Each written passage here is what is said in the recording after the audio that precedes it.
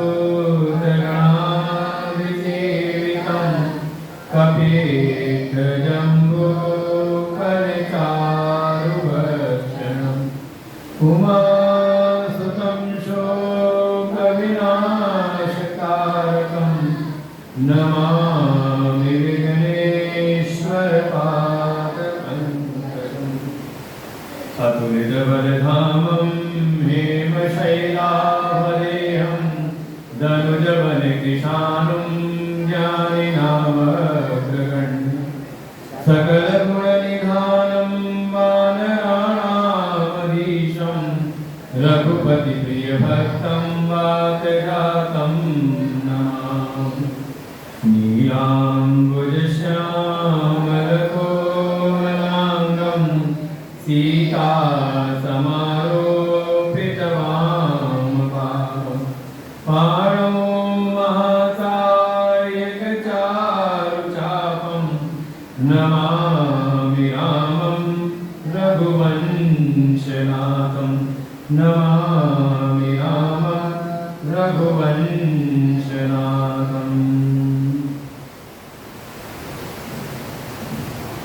पाठकवे दुबे से पाठ करें। पिता भवन जब गई भवानी, दक्ष दास काहूँ न सम्मानी। सादर भले मिली एक माता, भगिनी मिली बहुत मुस्काता। दक्ष न कछु पूछी कुशलाता, सती विलोकी जरे सब गाता। सती जाई देखे तब जागा, कतहु न दीख शंभु कर भागा। तब चित चढ़ो जो शंकर कहो, प्रभु अपमान समुझि हृदयो। पाछे दुख न हृदय यस व्यापा, जस यह भयउ महापरितापा। यद्यपि जग दारुण दुख नाना, सब ते कठिन जाति अवमाना। समुझि सो सती भयउ अति क्रोधा, बहुविधि जननी कीन प्रबोधा। शिव अपमानु न जाय सही, हृदय होई प्रबोध। सकल समय हटि हटकि तब, बोली वचन सबोध। सियावर रामचंद्र की जय, पवन सुत हनुमान की जय। उमापति महादेव की जय, गुरु भई सब संतन की जय। सच्चिदानंद स्वरूप श्री परशुराम भगवान जी के चरणों में कोटि शरण नमन। श्री दशावतार भगवान, मंदिर के आचार्यगण, वेद विद्यार्थी प्रभुगण, समस्त भगवत भक्त, श्रद्धा भक्ति स्वरूपी मातृ। हमारे शास्त्रों में 3 प्रकार के दृष्टिकोण प्राप्त होते हैं। एक दृष्टिकोण हमें दिखाई देता है शास्त्रों में, वो दृष्टिकोण है एक संत का। और दृष्टिकोण शब्द अपने आप में बहुत महत्वपूर्ण है। कभी एक सूरदास, एक महापुरुष, उनसे मेरी भेंट हुई, जब उनसे चर्चा चली और बिल्कुल दृष्टि है नहीं, जैसे कल भी हमने चिंतन किया था, चर्चा की थी सूरदास जी की, कि माँ ने उनको ठाकुर जी दे दिए कि इनसे अपनी मित्रता कर लो और उनसे मित्र भाव रहते रहते ऐसी उनकी भक्ति। तो ऐसा नहीं कि नेत्र नहीं तो ज्ञान नहीं, उनको परम विद्वान ज्योतिष का भी उनको अच्छा ज्ञान। तो ऐसे एक सूरदास महापुरुष से भेंट हुई और जब उनसे चर्चा हुई तो उनकी सारी चर्चा का एक जो हमें दृष्टिकोण प्राप्त हुआ, यही एक सूत्र ये प्राप्त हुआ सारी चर्चा का, कि वास्तव में ये जो दृष्टि है, इस दृष्टि का महत्व नहीं, बल्कि दृष्टि के पीछे दृष्टिकोण कैसा है।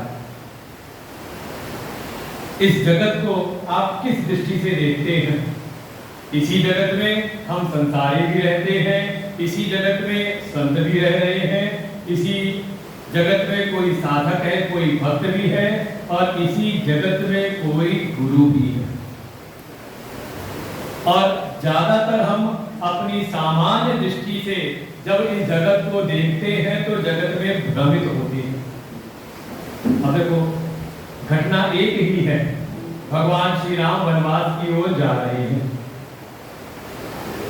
और मार्ग में भगवान शिव ने देखा। उन्होंने क्या देखा कि कौन जा रहे हैं, कौन है? कहा सच्चिदानंद ब्रह्म।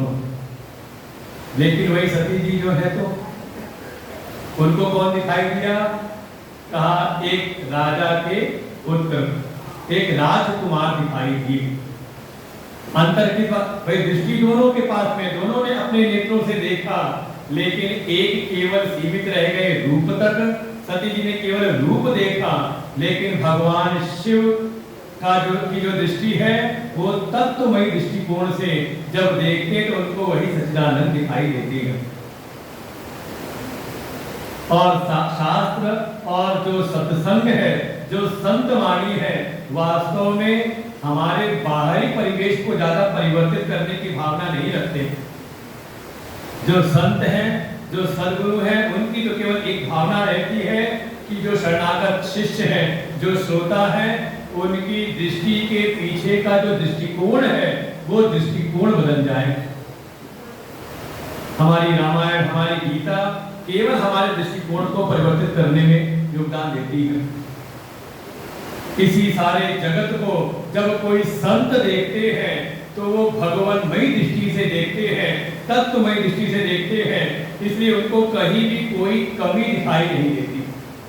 ऐसे अगर विचार करें, बहुत सारे दृष्टिकोण हमारे शास्त्रों में वर्णित हैं, लेकिन मुख्य 3 जो दृष्टिकोण हैं, एक संत जब इस जगत को देखते हैं तो उनकी दृष्टि होती है सिया राम मैं सब जग जानी, करो विरोध, कैसा करो विरोध, हाँ करो प्रणाम जोर जग पानी, 2 जगह आया है ऐसी भावना। निज प्रभु मैं देखे जगत कहीं संग करो विरोध। जो संत हैं जब इस जगत को देखते हैं तो उनकी दृष्टि भगवानमयी रहती है। ये सारा जो जगत है मेरे इष्ट, मेरे प्रभु से ही उत्पन्न हुआ है, मेरे प्रभु में ही स्थित है और अंततः उन परम तत्व में जाकर के ये विलीन हो जाएगा। अरे कुछ नहीं, आपका एक जीवन का व्यवहार है। आप जाते हो किसी सुनार के पास में तो आपकी दृष्टि रहती है कि ये कान की बाली है, कि ये हाथ का कंगन है, कि ये गले का हार है, कि ये मांग का टीका है, होती है ना। लेकिन जो सुनार बैठा हुआ है उसकी दृष्टि होती है सोने पर कि किसमें कितना सोना है और उस हिसाब से आपको मूल्य बताता है।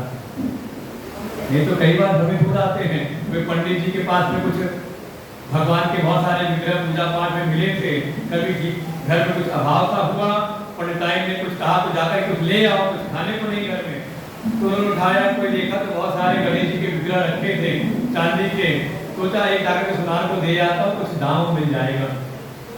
और जब वो लेकर के बड़े श्रद्धा भाव से लेकर के सुनार के पास में, भैया देखो इस मूर्ति के बदले कुछ मिल जाते तो कुछ घर का खर्चा चल जाए। वो सुनार ने देखा, जाता परखा, गणेश जी हैं, साथ में उनका वाहन मूषक भी है, और जब देखा परखा उसको तो कहा भैया पंडित जी देखो ये जो गणेश जी हैं इनके तुम्हें तो मैं दे दूंगा तुम्हें 1500 रुपए, और ये चूहा है ना मूषक है इनके तुम्हें मैं 2000 रुपए दे दूंगा। अरे पंडित जी तो हाँ है, अरे कैसा अनर्थ करते हो, जो भगवान है उनकी कीमत कम कर दी और जो चूहा उनका सेवक उसकी कीमत बढ़ा दी तुमने, ये कैसा अनर्थ करते हो तुम। वो सुनार ने कहा पंडित जी ये गणेश और चूहा आपकी दृष्टि में होगा, मेरी दृष्टि तो केवल चांदी पर है। ये जो गणेश जी है ठीक है स्वामी है, लेकिन इसमें चांदी कम है, ये भीतर से पोले हैं, और ये जो मूषक है ये ठोस चांदी का है, इसमें चांदी ज्यादा है, तो मैं न तो गणेश की कीमत भगवान की कीमत लगा रहा हूँ और न चूहे की, मैं कीमत लगा रहा हूँ किसकी, कहा चांदी की। जो संत हैं का सारे जगत को अपने प्रभु में देखते हैं, सिया राम में सब जग जानी, करो प्रणाम जोर जुग पानी। उनकी दृष्टि में तो यही भावना है कि तत्व तो वही एक है, उनसे सारी सृष्टि उत्पन्न हुई है, उन्हीं में स्थित है और अंततः उन्हीं में जाकर के लीन हो जाएगी। इसलिए कहीं पर भी उनको कोई दोष नहीं दिखता। और गोस्वामी इस बात को बड़े बार बार कहने की बात करते हैं, जड़ चेतन गुण दोषमय विश्व कीन करतार, संत हंस गुण गहई पे परिहरिवार विकार। ये सारा जो जगत है ये जड़ चेतन से मिलकर के बना हुआ है, इसलिए जब इस जगत में कोई संत विचरण करते हैं तो केवल गुण को ही देखते हैं और गुण को ही ग्रहण करते हैं। कहीं अगर कोई दोष है तो उसको हम नजरअंदाज करते हैं, देखते नहीं, केवल गुणग्राही होते हैं। इसलिए आप कभी किसी संत के पास जाएं तो आप में अच्छी भावना रखता है कि आप बड़े सज्जन हो, अरे आपकी भक्ति की क्या बात कही जाए, देखो आपका भगवान से प्रेम है, आपका जीवन सात्विक है, वो आप में अच्छी अच्छी बात देखिए बताता है, जिससे कि आपको प्रोत्साहन मिले और अपनी भक्ति साधना में आगे बढ़े। लेकिन किसी संत के पास जा करके आपकी श्रद्धा प्रकट हुई, आपकी ऐसी भावना जुड़ी कि मैं इन संत के पास आकर के मेरे भीतर के जो संशय हैं, जो संदेह है, वो उनका निवारण हो जाता है। और मन की एक भावना हुई कि हे प्रभु इतनी कृपा करिए, आप मुझको अपना शिष्य बना लीजिए। गुरु नहीं बनाना है, क्या बनना है? दोनों में अंतर है। एक कुछ होते वो गुरु बनाते रहते हैं, और चले जाओ काशी तो वहां तो एक चलते फिरते ये का हो गुरु, वहां तो गुरु ही है, चेला कोई नहीं। भाई कोई ऐसे कहते हमने हमारे गुरु है, बहुत सारे गुरु हैं, और किसी के भीतर भावना है कि मैं उनका शिष्य हूं। अंतर है कि दोनों बातों में? बिल्कुल अंतर वैसे ही है जैसे कोई माता पिता का परिचय कराए, कहा ये मेरे माता पिता हैं, मेरे साथ रहते हैं, और कोई ऐसा हो जो कहे ये मेरे माता पिता, मैं इनके साथ रहता हूं। अंतर है कि दोनों बातों में? एक में है कि हम अपने व्यक्तित्व को प्रधान कर देते हैं, और दूसरे में अपने व्यक्तित्व को गौर करके अब सामने वाले के व्यक्तित्व को बढ़ाते हैं। शिष्य बनने की परंपरा है हमारे यहाँ पर। अर्जुन भी कहते हैं शिष्यस्ते हम शादिमाम काम प्रपन्नम, मैं आपकी शरण में आया हूं, आप मुझको अपना शिष्य बना लीजिए।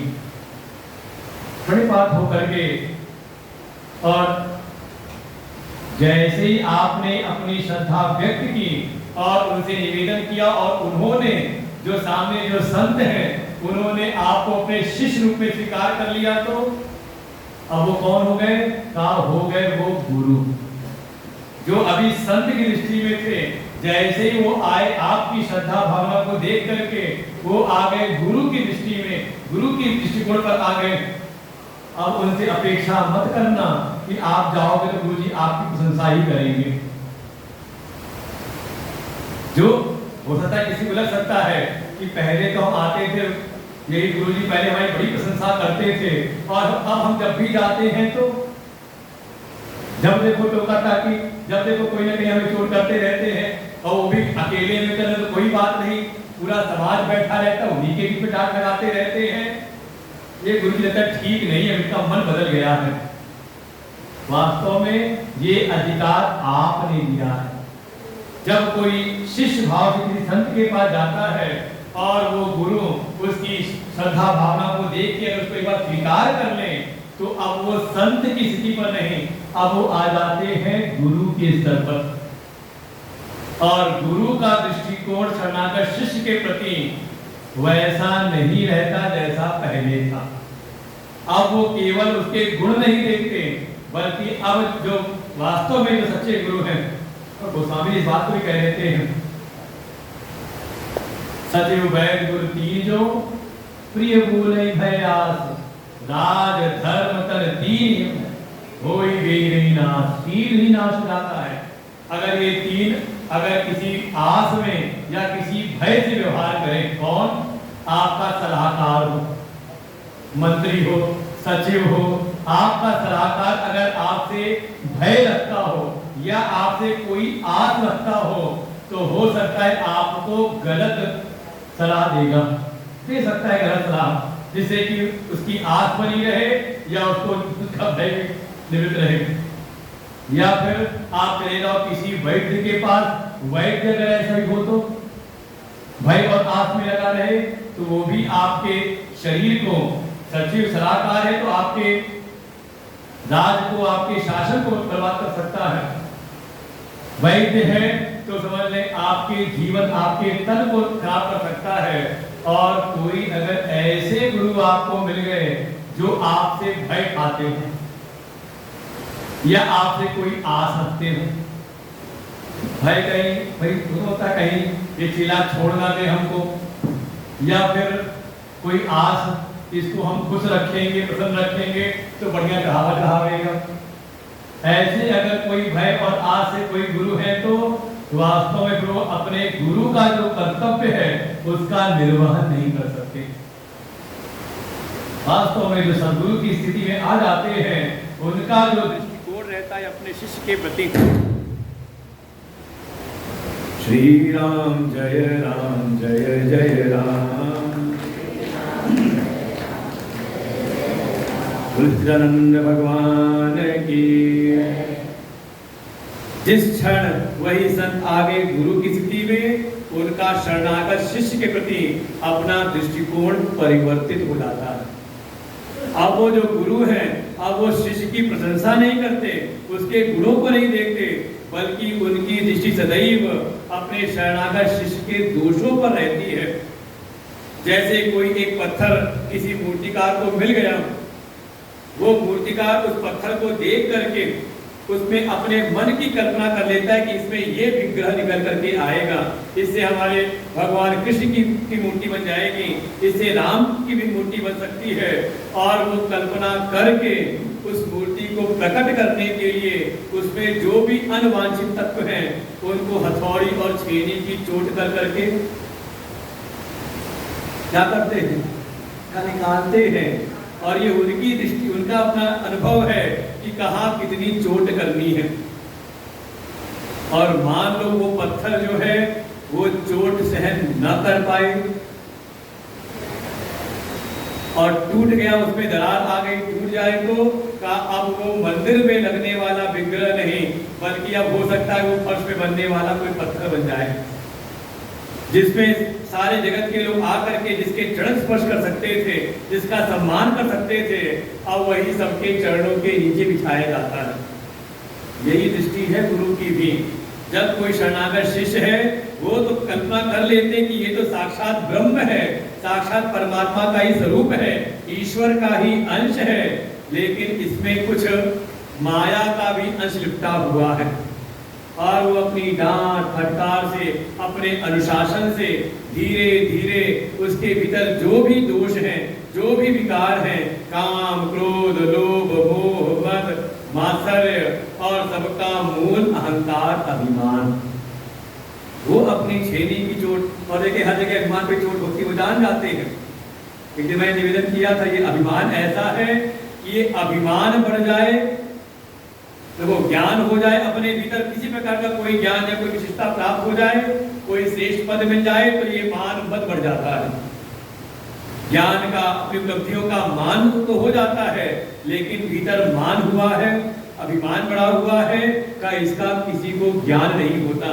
ये तो कोई तत्वदर्शी जो संत है, सदगुरु है, सदगुरु में है, उनकी दृष्टि में आता है और फिर वो अपने अनुशासन में अपने शरणागत शिष्य के सारे दोषों को, वही हथौड़ी और छेनी की चोट, और उनकी चोट है वो वाणी की चोट, कर करके उसको सुधारने का प्रयास करते हैं। जो उस अनुशासन को सहन नहीं कर पाया तो का फिर वो छटक जाता है और फिर एक सामान्य जीवन संसार के जो जी रहे प्राणी उसी जीवन में चला जाता है। और जो अपने सदगुरु, अपने गुरु के अनुशासन को पूर्ण श्रद्धा से, पूरी निष्ठा से उसको सहन करता रहे तो कि गुरुदेव हर परिस्थिति में मेरा हित चाहते हैं। और वास्तव में देखें सदगुरु का और भगवान का जो स्वभाव है ना एक जैसा है। जैसे आपसे पूछे भगवान का स्वभाव कैसा है, कठोर है या कोमल है, कैसा स्वभाव है भगवान का?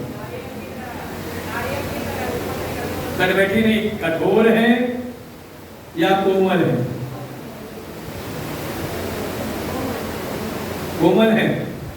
भगवान देवर्षि नारद से पूछना, पूरे जीवन नारायण नारायण किया और एक बार गए थे कि प्रभु विवाह करना, कुछ छुपाया भी नहीं, ये नहीं कोई दुलाव छुपाव किया हो, साफ साफ बताए प्रभु वो श्रीनिधि राधा की अभी अगले वाले अंश में आएगा कभी आगे। कन्या को देखा है, बहुत सुंदर गुणवान कन्या है, मैं उसे विवाह करना चाहता हूँ, थोड़ी देर के लिए अपना मुख दे दो। दिया, अपना मुख तो दिया नहीं, उल्टा जो रहा था अच्छा जो मुख रहा होगा वो भी बना दिया बंदर का।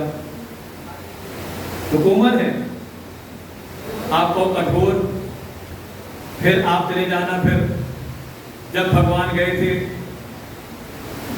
जनक जी की पुष्प वाटिका में, और वहां तो वर्णन किया कि फूल चुनने में भी, फूल तोड़ने में भी उनके पसीने निकल आते हैं। कितने कोमल है। कुसुमात अपि विदूर कुसुमात अपि, कोमल बिल्कुल, और वज्रात कठोरा, वज्र से भी ज्यादा कठोर और पुष्प से भी ज्यादा कोमल। वास्तव में देखें तो भगवान में दोनों ही गुण हैं, और वो दोनों ही गुण कार्य करते हैं शरणागत का हित करने में। जो भगवान है वो अपने भक्त का हित करते हैं। देवर्षि नारद ने जो बातें कही थी, चलते चलते एक बात कह दी कि हे प्रभु, मैं आपका दास हूं, जिसमें मेरा हित हो। जय विधि होई नाथ हित मोरा, करो सो बेगी दास मैं तोरा।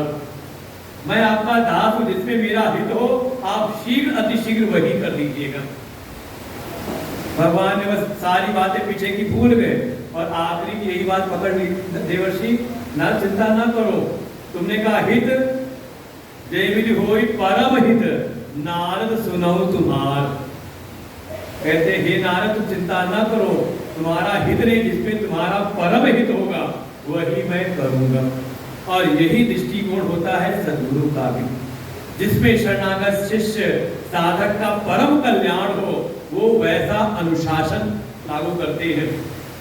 जिस प्रकार का विकार मन के भीतर है, वैसे ही वो उपाय बताते हैं, उसको वैसे ही साधन बताते हैं, जिससे कि वो जो है तो भगवत स्वरूप माया के मन में आकर के मिला हुआ है, वो माया से निवृत्त होकर के का अपने सच्चिदानंद स्वरूप में आकर के स्थित हो जाएगा। तो ये हो गई गुरु की दृष्टि के पीछे का दृष्टिकोण। तो दो हो गए, एक संत का दृष्टिकोण। भाई अगर आपको संतत्व की स्थिति में आना है तो लक्षण क्या है, अपनी दृष्टि को देखें, हर जगह आपको भगवत स्वरूप का अनुभव होता कि नहीं होता। आपको हर जगह पर गुणों का दर्शन होता कि नहीं होता, क्योंकि संसार में कोई ऐसा कोना नहीं जहां केवल गुण ही गुण हो या केवल दोष ही दोष हो। आप कहीं चले जाओ, वहां गुण होंगे तो कोई ना कोई दोष भी होगा, और कोई दोष होगा तो कोई ना कोई गुण भी होगा। रावण भले सारी दुनिया के सामने दुष्ट है, लेकिन उसके पास भी प्रभु श्री राम ने लक्ष्मण जी को भेजा है। यही है दृष्टिकोण की बात। एक संत की दृष्टि है, जिसके वजह दृष्टिकोण है सब भगवानमय है, सारा जगत भगवान का स्वरूप है। कोई गुरु है, अब वो सामने जो आया शरणागत, क्योंकि गुरु तब है जब सामने शिष्य है कि नहीं। यहाँ होता कुछ बहुत सारे अध्यापक बैठे होंगे, इस समय अध्यापक है वो, अरे उसका कोई डॉक्टर साहब भी बैठे हो यहाँ पर, इस समय डॉक्टर है। कब होगा डॉक्टर, कब डॉक्टर होगा, कहा जब सामने कोई रोगी आ जाए, है कि नहीं। अध्यापक कब है, कहा जब कोई, अच्छा हम भी यहाँ पर वक्ता कब तक है, जब तक आप बैठे हुए हो, यहाँ कोई सामने ना बैठा हो और फिर मैं ऐसी माइक पे बोलता रहूं तो जो आएंगे पूजा वूजा करने वाले ना, तो उधर भी देखते देखते कभी तरफ देखेंगे, लगता है कुछ ढीला हो गया है कि सारा जगह सापेक्ष में चलता है, एक दूसरे से दूसरी चीज सापेक्ष में चलती है सारी चीजें। भाई किसी ने पूछा, कोई बच्चे से पूछा तुम्हारा नाम क्या है, तुम्हारी उम्र कितनी है, तुम्हारे पिता का नाम क्या है, पिता की आयु कितनी है। वो बारा कुछ एक्स्ट्रा ऑर्डिनरी था, जब आयु की नाम बताया तो उन्होंने अपना नाम बताया, पिता का नाम बताया, और जब उम्र की बात आई तो जितनी उम्र बताई अपनी, उतनी उम्र बताई अपने पिता की। तो अध्यापक से तो दोनों की उम्र बराबर कैसे, क्या बोलते हो। तो बच्चा कुछ एक्स्ट्रा ऑर्डिनरी, तो उसने कहा अरे जब मैं हुआ तब तो पिता बने, उसके मेरे पिता कहाँ थे। बात उसने पिता की उम्र पूछी है तो हाँ, जो नाम है, जिस नाम वाले उस नाम वाले की उम्र पूछे तो उस व्यक्ति की, तो व्यक्ति की उम्र पूरी बता सकते हैं, लेकिन पिता की उम्र कब से है, जब से पुत्र हुआ है कि नहीं। तो ऐसे ही आप समझ लें, जो कहते हैं ना भगवान भक्त के वश में है, तात्पर्य ये कि भगवान भी तब है जब सामने भक्त है, और भक्त भी तब है जब सामने भगवान है। बिल्कुल सापेक्ष चलता है। तो गुरु भी गुरु कब है? जब सामने कोई शिष्य है, और जैसे ही कोई साधक सामने आया, कोई भक्त शिष्य की स्थिति में आता है, दीक्षा ले ली, एक संबंध बना लिया, अब गुरु जी फिर अपने, और ऐसा सब महापुरुषों ने कहा वो गुरु ही क्या जो गुर्राए ना, हमारे महापुरुष कहा करते थे। उनको वास्तव में एक भी अगर कोई विकार दिख जाए शिष्य को सहन नहीं होता, हर प्रकार से प्रयास करते हैं, वो अपनी जो वाणी की चोट है बिल्कुल उसको लगाते हैं, जिससे कि जितने भी विकार हैं वो छट जाए, वो माया के बल से मुक्त हो जाए और सच्चिदानंद स्वरूप में आकर के अवस्थान कर ले। और ऐसा बिल्कुल महिमा है गुरु की ही कि एक शिष्य भी सारे जगत में पूज्य हो जाता है। तो दो का दृष्टिकोण तो हो गया, संत और गुरु। एक तीसरा और है, कौन? कहा कोई शिष्य है, कोई साधक है, कोई भक्त है, तो उसकी दृष्टि के पीछे दृष्टिकोण कैसा हो, क्या करे वो, क्या करना चाहिए? तो उसको वो करना चाहिए जो यहां पर बार बार सती जी कर रही है। ठीक है, घटना घटित हुई, मन में कुछ विभ्रम उत्पन्न हुआ, मोह उत्पन्न हुआ, जिसके कारण भगवान शिव की बात को उन्होंने ग्रहण नहीं किया, जा करके परमात्मा की परीक्षा ली, और उस परिणाम स्वरूप भगवान शिव ने उनका त्याग किया, परित्याग कर दिया, मन से परित्याग कर दिया। बाहर सारी व्यवस्था सामान्य है, लेकिन इस स्थिति में भी सती जी क्या कर रही हैं? बार बार आत्म अवलोकन कर रही हैं, अपने दोषों का आकलन कर रही हैं, अपने अपराधों का विचार कर रही हैं। वास्तव में यही दृष्टिकोण होना चाहिए अगर कोई अपने आप को साधक समझता है, अपने आप को भक्त मानता है और अपने आप को शिष्य समझता है। अब संसार को मत देखो कि संसार में कौन अच्छा है कौन बुरा है, नहीं तो स्थिति तो ऐसी आ जाती है, सामने वाले की बुराइयां दिखाई देती हैं और अपने सद्गुण दिखाई देती हैं। वो भी कहीं ना कहीं ऐसा संतों ने सुनाया कि जब ब्रह्मा जी ने जब जीवों को उत्पन्न कर रहे थे, जब जीवों को बना रहे थे, तो बनाते बनाते कुछ कान में एक मंत्र फूकते जा रहे थे, तुमको ही सबसे अच्छा बनाया है, तुम्हारे जैसा दुनिया में कोई है नहीं। और बस वो सब चले आ रहे थे, उनको लगता है मैं हूँ, हमारे समान कौन है यहाँ पर। साधक की दृष्टि सदैव रहे, हमेशा आत्म अवलोकन, अपने दोषों का चिंतन, मुझसे क्या त्रुटि हुई है, मेरे भीतर क्या कमी है, हर समय अपना आत्मनिरीक्षण करते हुए सदगुरु शरण में रह करके अपना विकास करे, आत्म विकास करे। उद्धरेत आत्मात्मानम ना आत्मानम अवसादयेत। बिल्कुल ये शास्त्रों के वचन है कि अपना उद्धार करने वाला वो स्वयं बने, क्योंकि कोई सदगुरु है, कोई संत है, वो हमें दिशा दिखा सकते हैं, हमें मार्ग बता सकते हैं, चलना तो हमें स्वयं पड़ेगा। बिल्कुल जो संत हैं, सदगुरु हैं, वो केवल साइन बोर्ड जैसे हैं, कोई नया है तो उसको रास्ता इधर से है, रास्ता इधर से देख करके आगे चलता रहे, वो केवल मार्ग दिखाते हैं, चलना तो हमें स्वयं पड़ता है। इसलिए अपना उद्धार करने वाले स्वयं बने। इसी को संतों ने कह दिया कि कृपाएं बताई कि भगवान की कृपा, किसी संत की कृपा, शास्त्र की कृपा, ये तीन कृपाएं ऐसी हैं किसी पे भरपूर हो जाए, लेकिन चौथी कृपा वो स्वयं अपनी आत्म कृपा अपने ऊपर ना करे, तो ये तीनों कृपाएं कहा ये असफल हो जाती, फल हो जाती हैं। इसे स्वयं निरंतर आत्म अवलोकन करते रहे। सती जी की यही स्थिति है। भगवान शिव ने परित्याग किया है, चले गए समाधि में, प्रेम पूर्वक की सेवा में लगी हुई हैं, लेकिन निरंतर अपने दुखों का कारण अपने आप को स्वयं मानती है। सुखस्य दुखस्य कोपि न दाता, काहु न को सुख दुख कर दाता, निज कृत कर्म भोग सब भ्राता। बिल्कुल ये अटल ये हमारा सिद्धांत है रामायण जी का। इस संसार में वास्तव में बाहर की परिस्थितियां में दुख नहीं दे रही, ये सब हमारे अपने ही कर्म है। सती जी का विचार बार बार आता है कि जैसा मैंने किया था बिल्कुल वैसा ही मुझको फल प्राप्त हो रहा है। धीरे धीरे भगवान शिव की समाधि टूटी और भगवान शिव कथा सुनाने लगे। लेकिन उसी समय दक्ष को पद प्राप्त हुआ प्रजापति का और उसने यज्ञ का एक अनुष्ठान किया। जो यज्ञ वास्तव में हमारी आत्मशुद्धि करा करके परमात्मा की प्राप्ति करा सकता है, उसका पात्र बना सकता है, लेकिन वही यज्ञ अगर परमात्मा से ही विरोध करके किया जाए तो समझे।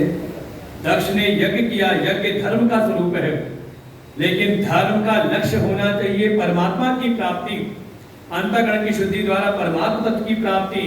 लेकिन वही धर्म का ही अनुष्ठान, वो यज्ञ ही कोई अपने अभिमान को बढ़ाने के लिए करे और भगवान से विरोध करने के लिए करे, तो ऐसे धर्म का फिर उस यज्ञ का भी फिर विध्वंस होता है।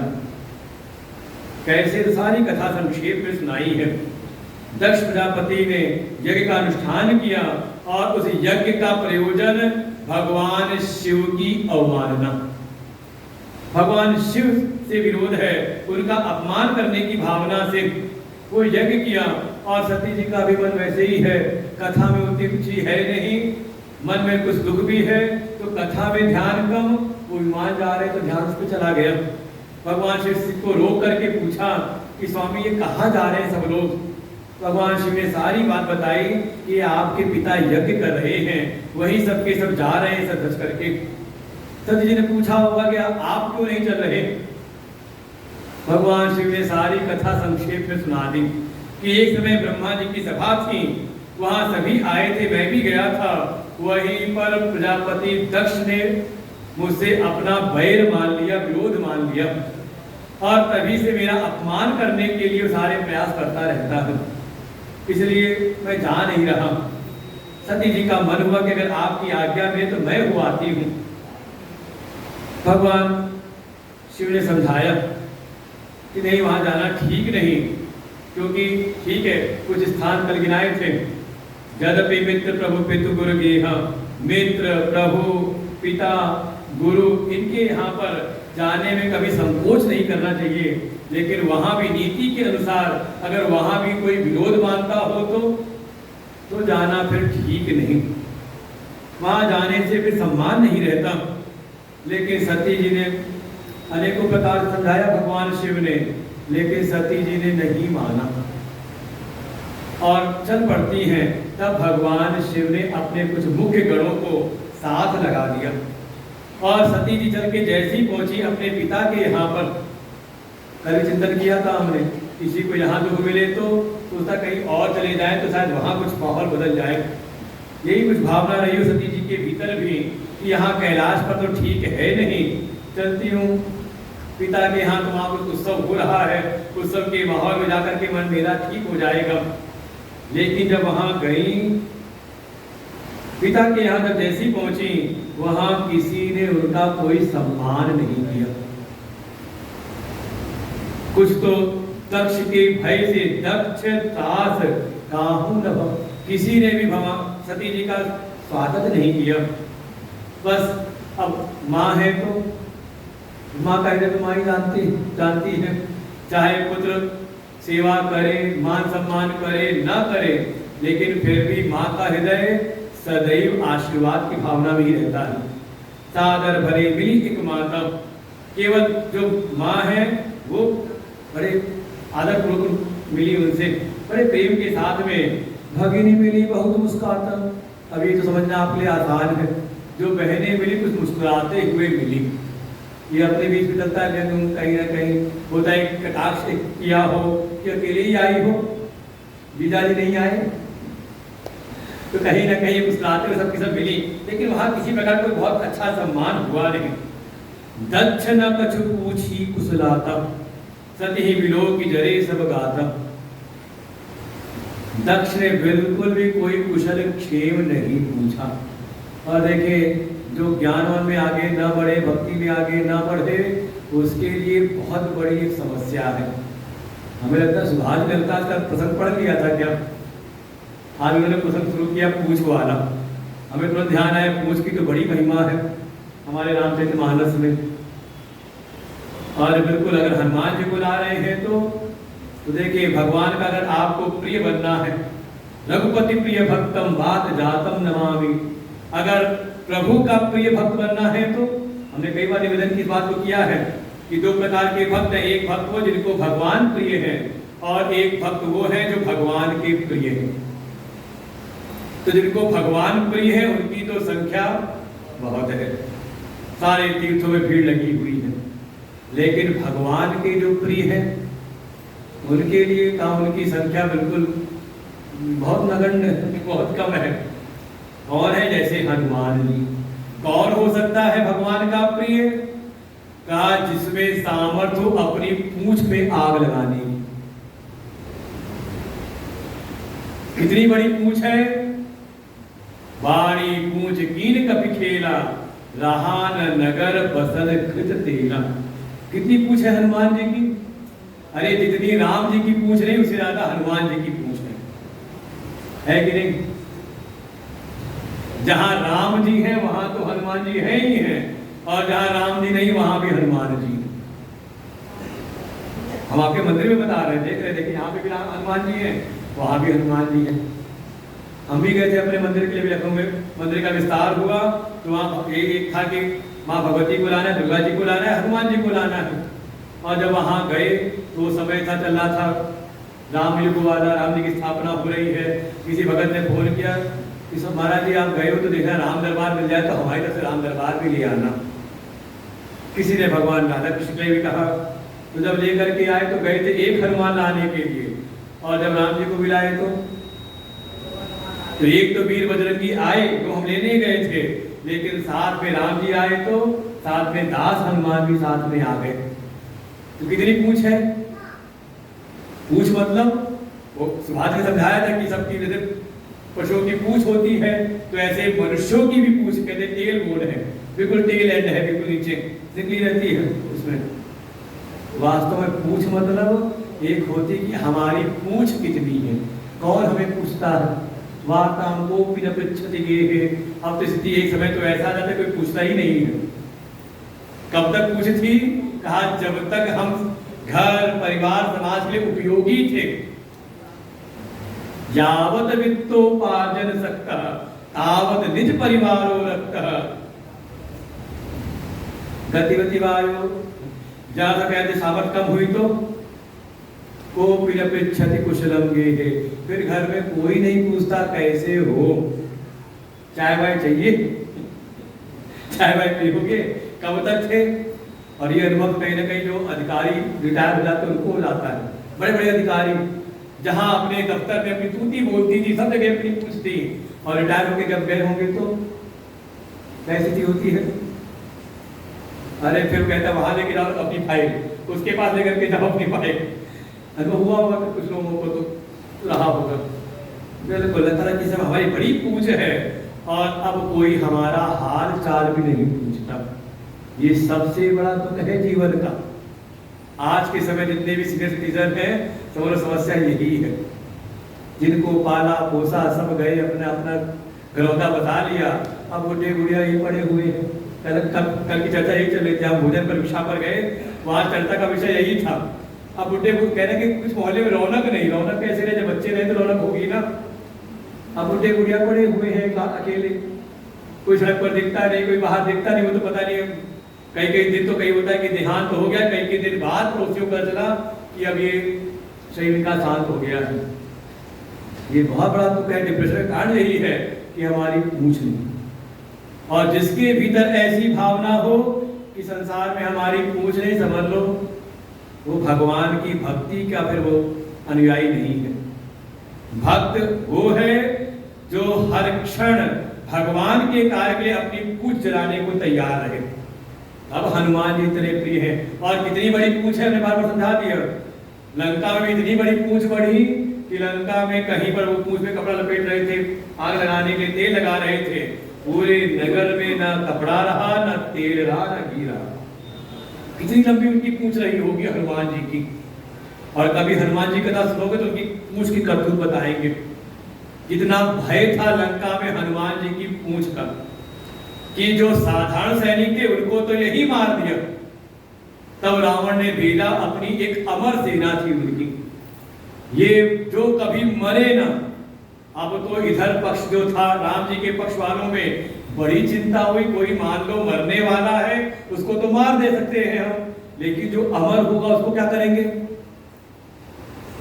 जैसे भीष्म पितामह, भले उनको सारे शरीर में बाण लग गए, शरशैया पड़ गए, लेकिन मरे नहीं, और जब पड़ गए तो लड़े भी नहीं। अगर चाहते लड़ना तो, अगर इच्छा मृत्यु का वरदान है तो इच्छा होती लड़ भी लेते, तो इच्छा खत्म हो गई लड़ने की तो पड़े रहे। तो ऐसे ही अगर अमर सेना आ जाए तो क्या करेंगे, कौन क्या कर सकता है। हनुमान जी ने कहा चिंता ना करो, मैं जाता हूं, और जा करके जितनी सेना आई थी अमर सेना, उनको अपनी पूंछ बढ़ा के लपेटा और लेकर के उड़ गए अंतरिक्ष में, और ले जाकर के ब्रह्मांड में छोड़ दिया, वहीं पे उड़ रहे हैं अभी तक। ये है हनुमान जी की पूंछ की महिमा, और बहुत सारी महिमा है, एक घंटा हनुमान जी पूंछ की महिमा में निकल जाए। ऐसी भगवान हनुमान जी हमारे हैं, जिनकी पूंछ भगवान से भी ज्यादा पूंछ है, ऐसे हनुमान जी। अरे कुछ नहीं थे एक मंदिर में, अब यहाँ तो हमारे शास्त्री जी एक है, कहीं पर ऐसा था कि आमने सामने दो मंदिर थे, एक राम जी का मंदिर और एक हनुमान जी का मंदिर, और दोनों के पुजारी एक दिन, और दोनों लगाया था वो बुलाते भगत हमारे यहाँ और राम जी के पास करो। दूसरा वाला हनुमान जी कहता अरे उनका भी जो काम पड़ता है राम जी का तो हनुमान जी करते हैं, सबका इधर आके लगो सेवा में लगो, चलता रहता। एक दिन कोई ऐसा आया जिसकी पत्नी खो गई थी, वो आया सीधे पहुंच गया राम जी के पास में, प्रार्थना करने का प्रभु कृपा करो ये पत्नी गुम हो गई है, जल्दी मिल जाए, बच्चे बड़े परेशान हैं।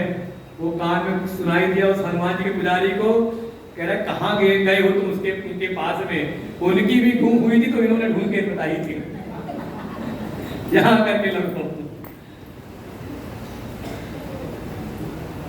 तात्पर्य ये है जो अपनी पूंछ अपनी महिमा, हम ज्यादा अपनी महिमा स्थापित करने में लगते हैं, कहीं ना कहीं अपने अभिमान को पोषण करते रहते हैं। साधक वो है, भक्त वो है, प्रिय भक्त वो बनता है जो अपने मैं को मिटा दे, अपने अभिमान को मिटा दे, अपने यश अपनी पूंछ को मिटाने को तैयार रहे। यश है तो केवल मेरे प्रभु का, ऐसी भावना आ जाए, जब मैं था तो हरि नहीं, और जब हरि है तो मैं नहीं। ये जीवन के सूत्र हैं, बिल्कुल अपनी पूंछ, और अगर पूंछ पकड़ के रखे हैं अपनी तो फिर अब आप जहां जाओगे वहां आपको दुख मिलेगा, और ऐसा दुख मिलता है समझ में क्या स्थिति होती है मन की। आप चले जाओ कहीं पर भी अपने इष्ट मित्र के यहाँ, अपनी रिश्तेदारी में चले जाओ, वहां चार आकर के आपका हालचाल पूछेंगे, आपका ध्यान वहां कम जाएगा। कोई एक ऐसा हो जो ना आया हो हालचाल पूछने तो, अरे उसने नमस्ते भी नहीं की हमसे, कौन खटका वहां पर आपको। चार ने सम्मान किया, चार ने नमस्ते की, आपको उसका सुख नहीं मिला, लेकिन एक ने सम्मान नहीं किया, वही आपका दुख तक जाता है। कम से कम माँ तो मिली, लेकिन उस पर ध्यान कम गया। पिता ने बिल्कुल हाल चाल पूछा नहीं, सत ही बिलो की जरे सब गाना, बिल्कुल जब माँ मिली प्रेम से आदर पूर्वक मिली, उसका उतना सुख नहीं, लेकिन पिता ने नहीं हालचाल कुशल क्षेम नहीं पूछी, बिटिया कैसी हो, कैसी आई, अकेली कैसी आई, नहीं पूछा तो सती बिलो की जरे सब गाता, उनका पूरा जैसे देह जल गया हो, शरीर जैसे बिल्कुल। ये आपका अपना अनुभव, अपना समझ लो, अपने व्यवहार से जोड़ लो। कहीं आप जाओ, चार ने सम्मान किया लेकिन एक ने नहीं किया तो क्या होती मन की स्थिति। बस वैसे सती जाई देखे तब जागा। उसके बाद जब गई है यज्ञ कुमंडप को देखा है, कहता हूं नतीक शंभु कर भागम, कहीं पर अपने स्वामी भगवान शिव का कहीं पर कोई भाग नहीं, सभी देवताओं के लिए भाग रखे हुए हैं, लेकिन वहां पर शिव का भाग नहीं है। तब सती जी को बात समझ में आई, तब चित चढ़े जो शंकर कहे। देखो अभी तक भगवान शिव ने कितना प्रयास किया, चाहे कुंभल ऋषि के पास में समझाया हो तो समझ में नहीं आया, यहाँ आने के पहले भगवान शिव ने अनेक भांति समझा, अनेक प्रकार समझाया, नहीं समझ में आया। कब समझ में आया? कहा जब प्रतिकूलता दिखाई थी समाज में, तब चित चढ़े जो संकट। अब यहाँ पर ये अपमान देख करके अब चित्त में वो ज्ञान वो जो समझा रहे थे बातें सब उनके चित्त में अब समझ में आई। प्रभु अपमान समुझ उर रहे हो, अपने स्वामी का अपमान देख करके। और ये तो माताओं का अच्छा अनुभव होगा, चाहे उनको सम्मान मिल जाए लेकिन वहां उनके अगर पति का सम्मान ना हो तो है कि नहीं, बात है ना दिल की बात। बिल्कुल वहां पर और रहे बिल्कुल हृदय की भीतर पीड़ा होती है। और इतनी पीड़ा हुई कि जो कैलाश पर पीड़ा हो रही थी कि स्वामी ने मेरा परित्याग कर दिया है, वो सारा दुख तो गई सती जी भूल। आखिर दुख न हृदय अस व्यापा, चाहे जितना दुख पहले नहीं वो उनके चित्त में हो रहा था हृदय के भीतर, उससे कहीं ज्यादा यहाँ पर हुआ। जस जब भयो महापरितापा, यहाँ जब देखा अपने प्रभु का तिरस्कार, अपने प्रभु अपने स्वामी शिव का अपमान जब देखा, अब तो उनके हृदय के भीतर महान ताप उत्पन्न हुआ। यद्यपि जगदारुण दुख नाना, सबते कठिन जाति अवमान। अब तो ये समझाने की आवश्यकता ज्यादा है नहीं, दुनिया में बहुत सारे दुख होंगे, लेकिन अपने समाज में अगर आपको बहिष्कृत कर दिया जाए तो है कि होता, अब तो नहीं होता, पहले होता था। कहते थे हुक्का पानी बंद हो गया, क्या स्थिति हुई?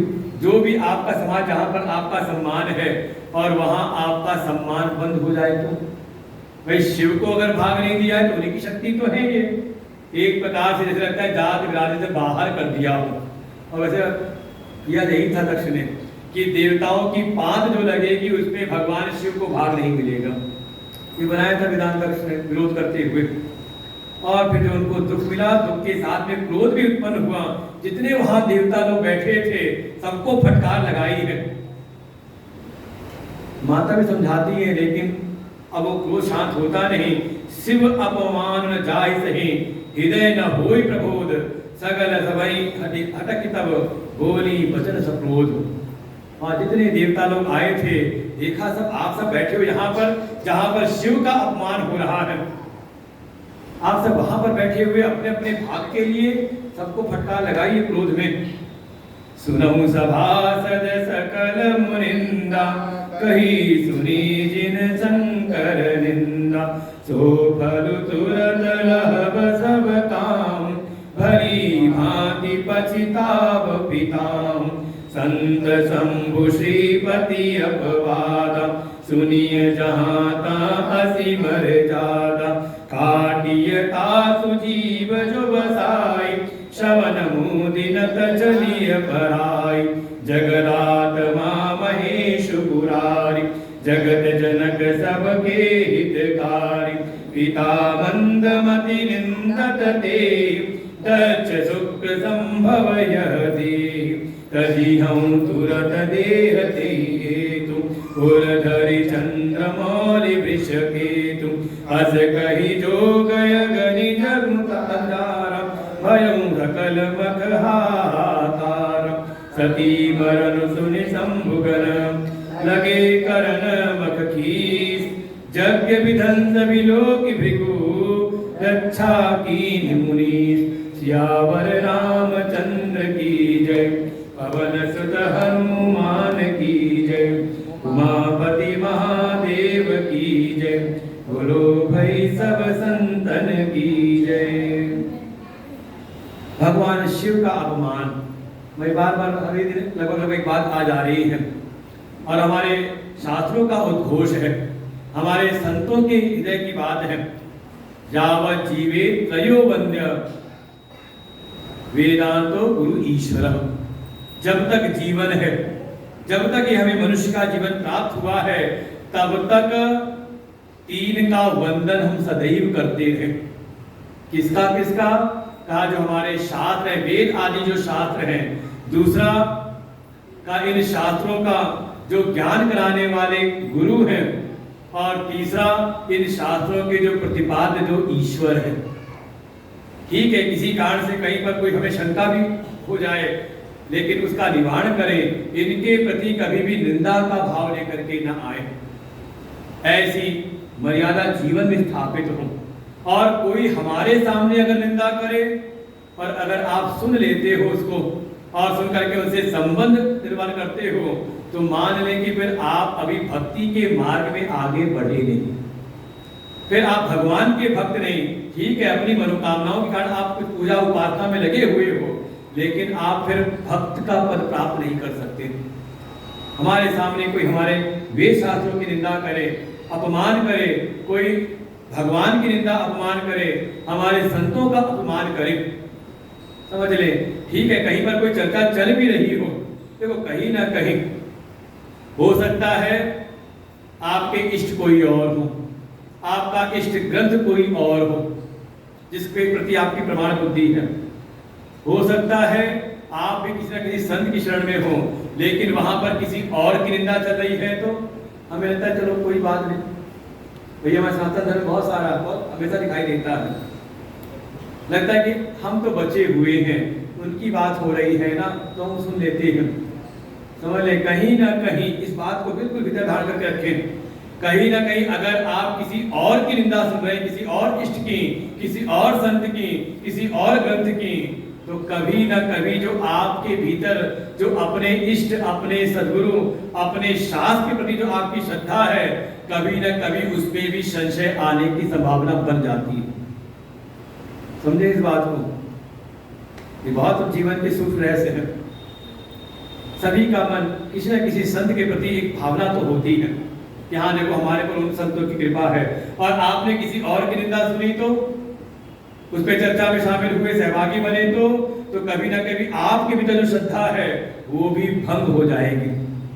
और ये श्रद्धा से अगर रहित हुए, ना सद्गुरु पर श्रद्धा, ना शास्त्र पर श्रद्धा, तो अब आप भगवान की प्राप्ति के मार्ग में आगे बढ़ नहीं सकते। यही पूरी कथा का सार है सत्य जी का जो चरित्र है, उसमें दोष सृष्टि करके ना देखें सत्य जी ऐसा क्यों हो गया उनके। बिल्कुल ये जो सारे चरित्र हैं ये हमें समझाने के लिए है कि अगर देवलोक का भी कोई प्राणी है, भगवान शिव का भी सानिध्य प्राप्त किया कोई है, अगर उसके भीतर भी ये कमी हुई, श्रद्धा का संबंध अगर नहीं है, तो देखो उसके जीवन में क्या गति हुई है। फिर तो हम तो एक सामान्य प्राणी हैं। अगर हम श्रद्धा से रहित हुए फिर तो हमारा पतन निश्चित ही है, उत्थान हो नहीं सकता। सती जी के भीतर ये दृढ़ता है अपने इष्ट के प्रति। वहां पर जब शिव जी का अपमान देखा, वहां जितने सभासद बैठे थे, जितने देवता बैठे थे, सबको क्रोध में आकर के फटकार लगाई है। कहा ये जिन्होंने भी भगवान शिव की निंदा देखी या सुनी है और यहाँ पर बैठे अपने अपने भाग के लिए, सबको तत्काल ही उसका फल प्राप्त होगा। भली भांति पछताप पिता, जैसे मेरे पिता पछताने वाले हैं, बिल्कुल वैसे ही यहाँ जितने भी सहभागी बने हुए हैं, जहाँ शिव की निंदा है, जहाँ शिव का अपमान है, यहाँ जो जो बैठे हैं अपने अपने लाभ के लिए, सबको इसका उचित फल प्राप्त होगा। क्योंकि शास्त्र की मर्यादा तो ऐसी है, संत शंभु श्रीपति अपवादा, सुनीय जहां का अति मर्यादा। जहां कहीं भी संत, भगवान शिव और भगवान श्री हरि, देखो तीनों को एक समान माना है। यहाँ पर इनकी निंदा, इनका तिरस्कार, इनका अपमान, इनका जहां कहीं जिस सभा में अपमान होता है उसमें जो कोई सहभागी बनता है, वास्तव में उसका नरक का द्वार बिल्कुल तुरंत खुल जाता है। उसके लिए फिर कहीं पर और रहता नहीं। इसलिए ऐसी मर्यादा है, जिस सभा में भी इनकी निंदा हो रही हो, चाहे भगवान श्री हरि, चाहे भगवान श्री हर, और देखिए बाकी सब इन्हीं के अंश रूप में है, इन्हीं के स्वरूप रूप में है। और इनका अनुभव कराने वाले जो संत हैं, उनकी अगर कहीं पर निंदा हो रही है तो सामर्थ ऐसी हो, अगर सामर्थ है तो कादीयतासु जीव जो बसाए, जहां कहीं आपको सुनाई दे ऐसी कोई निंदा करता हुआ दिखाई दे, तो सामर्थ हो तो उसकी जीव काट ले। श्रवण मुंह तो चला ही पर आए, और नहीं सामर्थ है तो अपने कानों को बंद कर ले, त्याग कर दे सभा का। अब तुरंत कोई हमारे निकल आवेंगे, कोई आजकल के नए जमाने के वामपंथी आ जाए, देखो हिंसा की बात कही है, जीव काट लो उसकी, ये कौन सी बात है, कोई हमारी बात से सहमत नहीं तो ठीक है, कोई बात नहीं। जीभ काटने की बात, जीभ काटने की बात है कि ऐसी सामर्थ्य लाओ कि जो उसने वाणी से कह रहा है उसको तर्क से युक्ति युक्त उसकी बात को काट दो। जीभ माने वाणी, समझे इस बात को। ये आपको अधिकार नहीं कि आप जीभ काट लो किसी की भी। जीभ काटो पुलिस वाले पकड़ ले जाओगे, फिर ज्यादा फिर 302 में जाओगे, 307 में किस में जाओगे खुद ही जानो। अर्थात इतनी सामर्थ्य उत्पन्न करो, कम से कम अपने जो शास्त्र हैं, वेद नहीं अध्ययन कर सकते, कम से कम रामचरितमानस का ही स्वयं स्वाध्याय करो। एक एक चौपाइयों के द्वारा कथा तो हमने खूब सुन रखी, सबको कथा पता है भगवान श्री राम के बारे में। राम एक अवधेश कुमारा दिन करते विदित संसार, सब तो कथा सुनी हुई है। नारी विनय दुखलय अपारा, बिल्कुल सारी कथा आपने सुन रखी है। लेकिन इस कथा में जो हमारे जीवन के रहस्य हैं, हमारे सनातन धर्म के जो रहस्य हैं, उनको भी तो जाने अच्छी प्रकार से, और थोड़ा अपनी बुद्धि का भी हम परिमार्जन करें। हमारी बुद्धि को ज्यादा ऐसी स्थिति होती है, हम कहीं गए और वो सामने वाले ने कोई बिल्कुल केवल कहते को हेतु है ही नहीं, कहते हेत्वाभास, कोई उल्टा पुल्टी युक्ति लगा दी और आप नतमस्तक हो जाते हो। बड़ी अच्छी ऐसी बात कर दी, कोई काट नहीं रही। वास्तव में काट नहीं, आपके पास उतनी सामर्थ्य नहीं है। इसलिए पहले स्वयं सामर्थ्य उत्पन्न करें, अपने शास्त्रों का स्वयं स्वाध्याय करें, रामायण का चिंतन करें, अपनी गीता का चिंतन करें। जितना मन हमने पूरा जीवन संसार में लगाया है, अरे कुछ कम से कम जीवन का 24 घंटे में से दिनचर्या का आधा 1 घंटा तो ऐसा हो कि हम अपने शास्त्रों का स्वाध्याय करें। और जो शास्त्र आपको सुलभ है, धीरे धीरे कहीं ना कहीं अपने दुनियादारी में आकर के अपने शास्त्रों से हम दूर हो गए। यही कारण है कि सिकुड़ते सिकुड़ते जरा से रह गए और नाम पे हिंदू ज्यादातर रह गए। धर्म का ज्ञान नहीं, धर्म के मन को जानते नहीं और झंडा खड़े खड़े रहते हैं। इसलिए आवश्यकता यहाँ गोस्वामी जी कह रहे हैं कि बिल्कुल मां सती की ऐसी दृढ़ धारणा है कि इतनी सामर्थ्य हो, इतने हमारी बुद्धि युक्तियों से युक्त हो, ऐसे तर्क ऐसा ज्ञान हमारे पास हो कि अगर कोई ना समझ, कोई मूर्ख हमारे सामने हमारी धर्म की अवहेलना करे, धर्म का अपमान करे, हमारे इष्ट भगवान का अपमान करे, हमारे संतों का अपमान करे, तो उनको हम उनके तर्कों को सही काट दे दें। इतनी सामर्थ्य कहां पे आएगी? कहा केवल सत्संग में आकर के ही। कभी मत पीछे हटना, बिल्कुल सामर्थ्य है। हर प्रकार की युक्तियां यहाँ शास्त्रों में मिलती हैं। हमें ज्ञान नहीं, इसलिए कोई बिल्कुल आकर के हमें काट के चला जाता है, कभी कहीं चला जाता है। और नहीं है सामर्थ्य उतनी तो फिर उसकी वाणी को न सुने, नहीं तो कहीं ना कहीं आपके चित्त में भी वो संशय उत्पन्न करेगा, आपकी श्रद्धा को कहीं ना कहीं मिटा देगा। सामर्थ्य है तो उसके सामने तर्क से उसकी बात को काट दे, और नहीं तो कान बंद करके अपना चुपचाप वहां से हट जाए। श्रवण मुद्रण से नहीं पर आई, क्योंकि भगवान शिव तो जगत की आत्मा है, त्रिपुर का नाश दहन करने वाले हैं, जगत जनक सबके हितकारी, सारे जगत के पिता हैं और सबके हितकारी हैं। कठोर है कि कोमल है? सती जी का त्याग भी किया है, लेकिन सती जी ने अपने देह का त्याग किया तो वही भगवान शिव के कंधे पे लेकर के चारों ओर विलाप करते हैं। ये भी तो कथा सुनी है। तो कैसे कोट कठोर है कि कोमल है? तो यहाँ बताया कब कौन है? सबके हितकारी, सबका हित साधते हैं। हित करने के लिए अगर कठोर बनना पड़े तो कठोर बन जाते हैं, कठोर से कठोर। और हित साधने के लिए अगर कोमल बनना पड़े तो कोमल से भी कोमल। ऐसा जीवन होना चाहिए माता पिता का भी बच्चे का पालन पोषण करते समय। जहां आवश्यकता है संस्कारित करने के लिए तो माता को कठोर भी होना चाहिए। जहां आवश्यकता है बच्चे को अनुशासित करने के लिए तो पिता को कठोर भी होना पड़ता है, और जहां आवश्यकता है उनके पोषण के लिए तो वहां कोमल भी बनना पड़ता है। दृष्टि रहे कि हमारे पुत्र का, हमारे बच्चे का हित किसमें होगा। बिल्कुल धारणा रहे सबके हितकारी। पिता मंदमति निंदते ही दच्च सुख संभयादेहि और फिर तत्काल ही विचार किया कि ये जो मेरे पिता दक्ष हैं, ये मंदमती है, मूढ़ है, जिनको भगवान शिव की महिमा का बोध नहीं, और भगवान शिव की निंदा करते हैं। और तो और देखो ये कहा ना शिष्य का लक्षण, आत्म अवलोकन करते करते कहां तक क्या रही है कि ये शरीर भी मुझको मिला है, किससे का दक्ष से मुझको ये शरीर मिला हुआ है। दक्ष सुख संभव या देहि, उनके वीर से शरीर उत्पन्न हुआ है। उन्होंने कहा जिस शरीर का नाता एक शिवद्रोही से जुड़ा रहे, मुझको वो शरीर भी धारण नहीं करना। तो ऐसी निष्ठा, ऐसी मर्यादा हो भक्ति की, तो भगवान की प्राप्ति होने में देर नहीं। तजी हम तुरंत देते ही हेतु, उस हेतु उस कारण से दक्ष से ये शरीर मिला है, इसलिए उसको शरीर भी नहीं रखना। हम तो केवल यही कह रहे हैं कि संबंध का हम त्याग कर दें। जाके फिर नाम वैदे तजिए ताय कोटि वैरी सम जद्य परम सनेही, हम संबंध का त्याग नहीं कर पाते। और सती जी ने ऐसी मर्यादा स्थापित की कि अपने देह का भी त्याग करने को तैयार हुई, और वहीं पे योग अग्नि में अपने देह का त्याग किया। और जैसी सती जी ने देह का त्याग किया, वो जितने शिवगण थे उनमें तो हाहाकार मच गया, वो यज्ञ का विध्वंस करने लगे।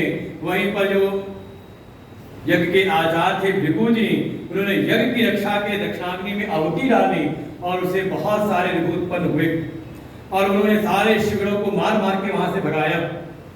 ये सारे शिवगण पहुंचे कैलाश, भगवान शिव को सारी सूचना दी। भगवान शिव परम कुपित हुए। देखो जिन्होंने त्याग रखा था, वही शिव सती के देह त्याग की बात सुन करके अत्यंत कुपित हुए, अपनी जटा को पटका शिला पर, और उसे प्रकट हुए वीरभद्र, आज्ञा दी जाकर के यज्ञ का विध्वंस कर डालो। और फिर वीरभद्र आए अपनी सेना लेकर के, सारे यज्ञ का विध्वंस किया। जो जो सामने आया सबका ध्वंस किया है। किसी गण के हत्थे चढ़ गए भृगु जी, वो गण को याद आया श्रृंगी आदि को कि ये वही भृगु जी हैं जिस सभा में हमारे शिव का अपमान कर रहा था दक्ष। उस समय भृगु जी अपनी दाढ़ी से लाया, हाँ अनुमोदन होता है कई बार, हाँ हाँ ठीक है, वो जाके पकड़ी दाढ़ी और नोच ली भृगु जी की दाढ़ी। एक वहीं पर थे भग देवता, उनको पकड़ा एक गण ने। अच्छा, ये उसी सभा में जहाँ शिव जी का अपमान हो रहा था, ये अपनी आंखों से इशारा कर रहे थे, बहुत अच्छा हो रहा है, करते होंगे आंखों से इशारा, हाँ बढ़िया बढ़िया और अच्छा कर रहे हो। ये भग को गड़ गए, भग देवता के दोनों नेत्र निकाल लिए। पूछा देवता हत्थे पड़ गए नंदी जी के। नंदी जी को याद आया कि ये वही पूछा है, भगवान शिव का अपमान हो रहा था, तो अपनी बत्तीसी खिलखिला करके हंस रहे थे। जा करके जोर से घूसा मारा, सारी बत्तीसी बाहर। जो जो सामने आया वीरभद्र ढूंढते यजमान कहाँ गया है, वो दुष्ट कहाँ गया दक्ष। तो जा करके देखा दक्ष वहीं पर जो वेदियां बनी थी अंदर भी जाके छुप गया था। वीरभद्र निकाला, बाहर मारने का प्रयास करते हैं, लेकिन यज्ञ के द्वारा रक्षित है, कवच से रक्षित है, वध होता नहीं। तब छाती पर पैर रख करके उसका सर उखाड़ लिया और वही यज्ञ अग्नि में कर दिया स्वाहा। अब ये यज्ञ की पूर्णता हुई है। तभी से विधान बन गया, यज्ञ करना हो तो यज्ञ स्वरूप है धर्म का, और धर्म के मार्ग से ही भगवान की प्राप्ति होती है। लेकिन धर्म के जो साधन हैं उनको करते हुए जब कोई अपने अभिमान को, अपने अहंकार को मिटाए, इसलिए जब यज्ञ करते हैं तो पूर्णाहुति में एक प्रतीक के रूप में, जो प्रतीक उपासना है पता चल रहा है, वो नारियल को हम चढ़ाते हैं। किसका प्रतीक है नारियल का? हमारे इस अभिमान स्वरूप इस सिर का। जैसे सिर में जटाएं हैं तो नारियल में जटाएं हैं, जैसे सिर ऊपर से कठोर भीतर से कोमल है, वैसे ही नारियल भी है, ऊपर से खोल कठोर है, अंदर कोमल है। जैसे अपने हमारे दो आंखें हैं तो उसमें दो आंखें बनी रहती हैं, जैसे इसमें नस नाड़ियां हैं, पंडित जी उसमें कलावा लपेट देते, नस नाड़ियां हो गई। और पूर्णाहुति में हमने नारियल अर्पण किया, तात्पर्य है कि हमारा ये अभिमान, जो हमारा अहंकार है, ये झुके, ये नष्ट हो जाए, तब भगवान की प्राप्ति है। और कोई इस यज्ञ के द्वारा अपने अभिमान का पोषण करे, अपने व्यक्तित्व को बनाए रखना चाहे, उसको बढ़ाना चाहे तो, और ऐसा करते हुए कहीं भगवान का अपमान करे तो तो कहा उसके इस यज्ञ का विध्वंस होता है, उसका बहुत अच्छा फल नहीं मिलता। यज्ञ का विध्वंस हुआ, वीरभद्र वापस लौटे, लेकिन यहाँ ब्रह्मा विष्णु उन्होंने प्रार्थना की और भगवान शिव उस यज्ञ में उपस्थित होते हैं और प्रार्थना, देवताओं की प्रार्थना से उन्होंने दक्ष को पुनर्जीवित किया। कह दिया कोई पशु का सिर ले आओ, तो जो यज्ञ में बलि के पशु रखा गया था बकरा, उसी का सिर काट करके ला करके दक्ष के धड़ पर रखा, क्योंकि उसका अपना धड़ सर तो था नहीं, वो तो स्वाहा कर दिया था। बकरे का सिर रखा, भगवान की कृपा से देखिए कितनी उन्नत चिकित्सा पद्धति रही होगी उस समय की। आज समय होता है पहले कोई अंग का प्रत्यारोपण कर देते हैं, यहाँ सिर का ही प्रत्यारोपण कर दिया है। और भगवान शिव की जो साक्षात महामृत्युंजय स्वरूप हैं, उनकी कृपा से दक्ष को पुनर्जीवन मिला। लेकिन कैसा जीवन? का जैसी वृत्ति पहले थी उसी के अनुरूप उसको अगला शरीर मिल गया। कैसी वृत्ति थी पहले? मैं वाली, मैं हूं, बस मैं करने वाला हूं, मैं ऐसा कर दूंगा, मैं सब कुछ ठिकाने लगा दूंगा। क्या हुआ फिर? शरीर मिला किसका? कहा बकरे का भूख लग गया। संकेत कर रहे हैं भगवान कि जो ज्यादा मैं करता रहता है ना, जैसी आपकी स्थिति रहेगी इस शरीर में, अंतिम समय में वही स्थिति बनी रही, तो अगला जन्म आपको क्या मिल सकता है? और कहीं बकरा भी बने और बकरा भी पल रहे, कहाँ पर? किसी कसाई के यहाँ पर। वो खिलाता है, पिलाता है, खूब मोटा करता है, रोज खा के तौलता है। अच्छा 10 किलो का हो गया, 20 किलो का हो गया, 50 किलो का हो गया। जब भारी हुआ तो यहीं पर हापोटे के पास में आके कटवाता है। फिर होगा आप लोगों को कहीं दिखते होंगे बकरे कटते हुए। बिल्कुल जैसी वृत्ति है दक्ष। लेकिन दक्ष ने भगवान से पुनः प्रार्थना की, उनकी स्तुति की। भगवान ने उनको समझाया कि तुमने कर्म के अपने अभिमान के बल से प्राप्ति करनी चाहिए थी। वास्तव में यहाँ अपना पुरुषार्थ नहीं, बल्कि यहाँ तो शरणागति करनी पड़ती है। भक्ति के बल से मैं प्रसन्न होता हूँ। इधर सती जी का वर्णन किया। समाचार सब शंकर पाए, वीरभद्र करि कोप पठाए। यज्ञ विधंस जाय तिन कीना, सकल सुरन विधिवत फलु दीना। भय जग विदित दक्ष गति सोई, जसि कछु शंभु विमुख कहे होय। यह इतिहास सकल जग जानी, ताते मैं संक्षेप बखानी। सती मरत हरिसन बरुमागा, जन्म जन्म शिव पद अनुरागा। तेहि कारण हिम गिरि गृह जाय, जनमी पार्वती तनु पाय। जब ते उमा शैल गृह जाय, सकल सिद्धि संपत्ति तह छाय। जहाँ तह मुनिन सुआश्रम कीने, उचित वास हिम भूधर दीने। सदा सुमन पर सहित सब, द्रुम नव नाना चार। प्रगति सुंदर शैल पर, मनिया कर बहु भांत। सियावर रामचंद्र की जय, पवन सुत हनुमान की जय। उमापति महादेव की जय, बोलो भाई सब संतन की जय। सारी कथा संक्षेप में सुनाई, कैसे क्या गति मिली दक्ष को। स्पष्ट कह दिया जो ईश्वर का विरोधी है, जो शिव का द्रोही है, जो गति उसको मिलती वही गति हुई दक्ष की। लेकिन जो सती जी हैं, ठीक है कुछ त्रुटियां तो हैं, लेकिन एक चीज उनकी है, उनका जो मन है वो भगवान से जुड़ा हुआ है, भगवान शिव से उनका प्रेम है। सती मरत हरिसन बरुमागम, और थोड़ा अनुभव भी कर रखा है भगवान श्री हरि की महिमा का, भले वो ज्ञान ना हुआ हो। जैसे देखिए समाज में जितने भगवान के पास आ रहे मंदिर में, सबको भगवान के तत्व का ज्ञान नहीं है, लेकिन फिर भी भगवान की महिमा तो जानते हैं ना। जो आप आ रहे हो रोज भगवान के मंदिर में, तो ऐसी सती जो ठीक है भगवान के तत्व का ज्ञान नहीं, लेकिन अनुभव तो हो गया है ना महिमा का।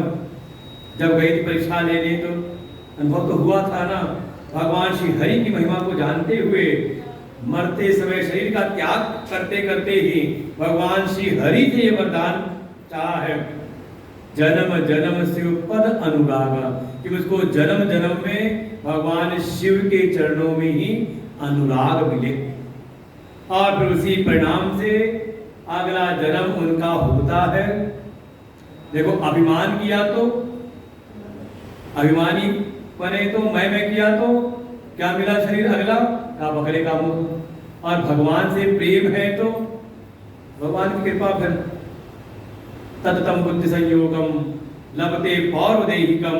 देखिए, एक चीज पक्का निश्चय कर ले, इस संसार में आप जो भी उपलब्धि प्राप्त कर लो, चाहे धन हो, दौलत हो, घर हो, मकान हो, जितना कुछ भी आप इकट्ठा कर लो, अर्जन कर लो,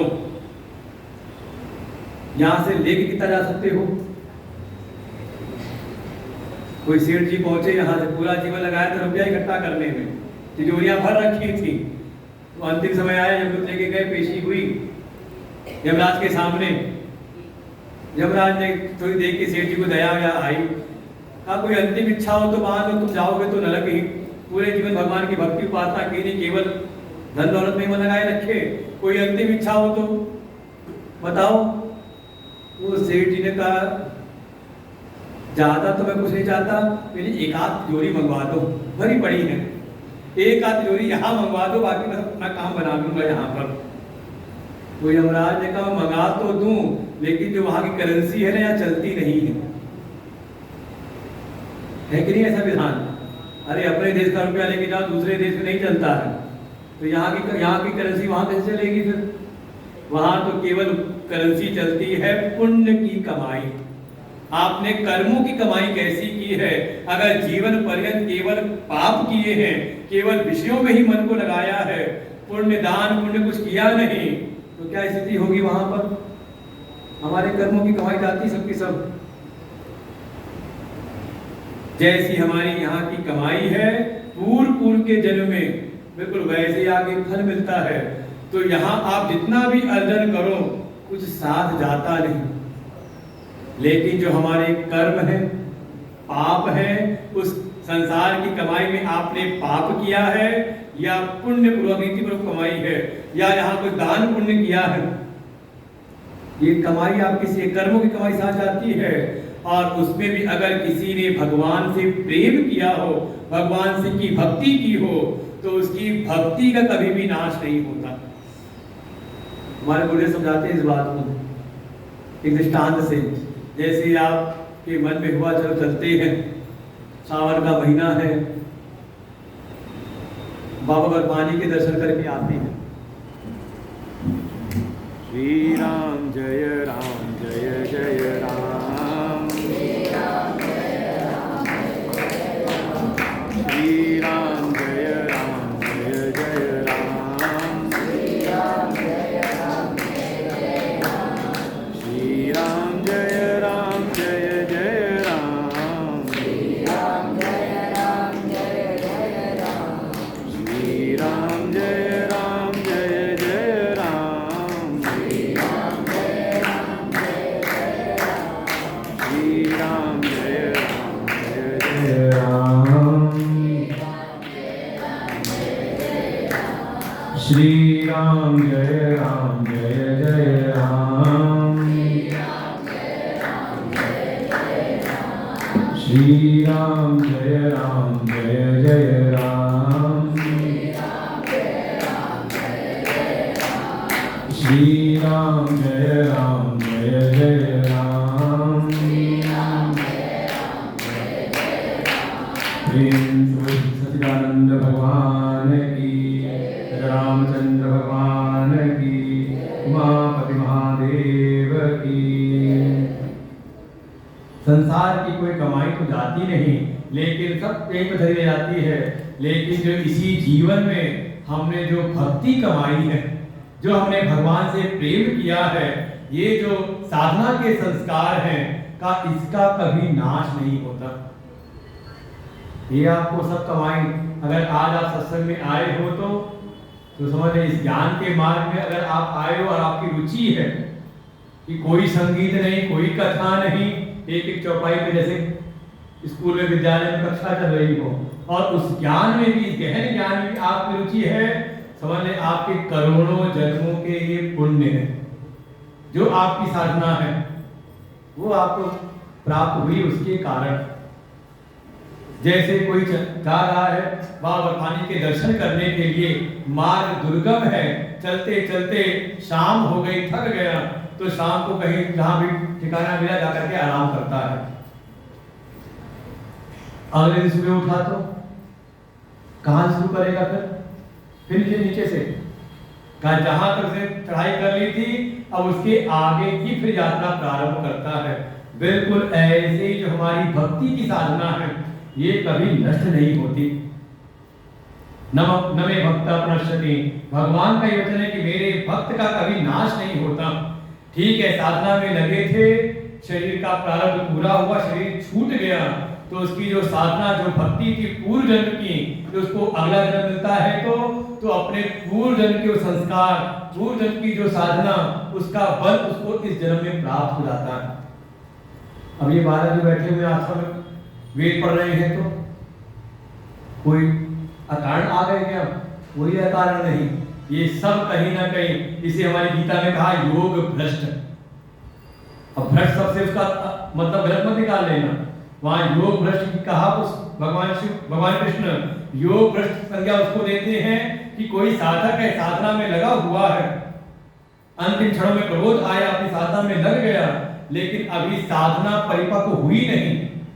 मुक्ति के लिए जितना साधना का बल चाहिए था वो ज्ञान उत्पन्न नहीं हुआ, लेकिन बीच में ही शरीर छूट गया। तो क्या हुए वो? या फिर साधना करते करते कई बार हो जाता है ये माया महाठगनी हम जानी, ये माया महारानी सती जी को नहीं भ्रमित किया, भगवान की माया से मोहित नहीं हुई, किसी कारण से कहीं कोई एक वासना रह गई। अरे कुछ नहीं तो मान लो महात्मा ही बनकर के आ जाओ, साधना करते करते उसको लगा कुछ है ना, कोई कुटिया है ना कोई आश्रम है, जाए किसी और महात्मा के आश्रम में, तो उसको लगता है कि देखो इनका कितना विशाल आश्रम है। एक वासना लग गई ना, ठीक है साधना स्वाध्याय जरूरी है, लेकिन एक कुटिया भी बढ़िया आश्रम भी होना चाहिए।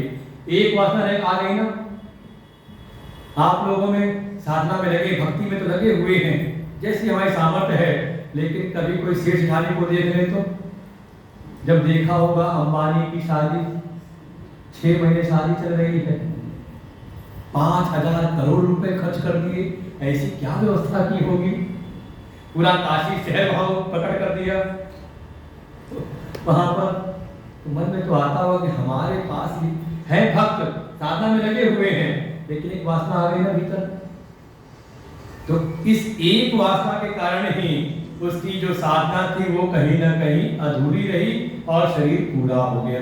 तो जैसी जिसकी जो वासनाएं थी उसी के अनुरूप उसको अगला जन्म मिल जाता है। अब हो सकता है अगले जन्म में वो कोई महात्मा रहा हो तो जन्म से ही ऐसे आश्रम पहुंचा तो जहां जाते उसको मठाधीश की उपाधि मिल गई।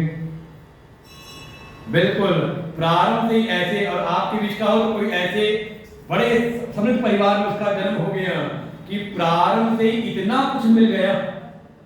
देखिए अति से ही वैराग हो जाता है। महात्मा बुद्ध को कोई कवि थी, एक बार एक दुख देख लिया, जो दुख हमें दिन रात दिखता रहता है, क्या हुआ तुरंत वहीं से बदल गए।